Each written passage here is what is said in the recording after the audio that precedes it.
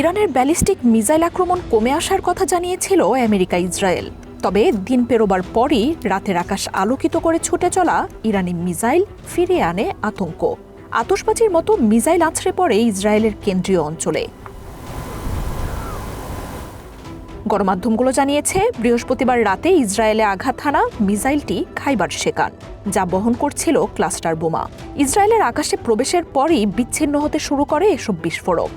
মধ্যাঞ্চলে বিস্তীর্ণ এলাকা জুড়ে আতশবাজির মতো ছড়িয়ে আছড়ে পড়ে মিসাইলটি।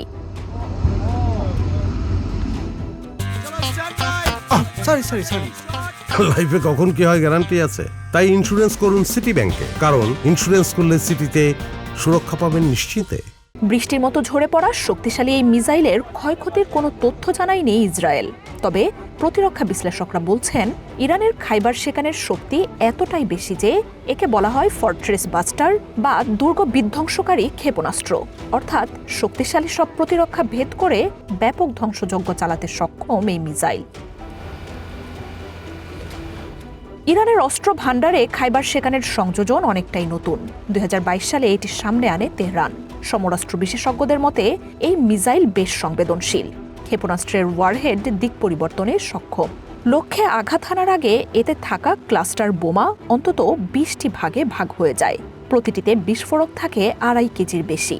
প্রায় 8 কিলোমিটারের মতো বড় এলাকা জুড়ে আঘাত হানতে সক্ষম এই ক্ষেপণাস্ত্র, ফলে ক্ষয়ক্ষতিও হয় ব্যাপক।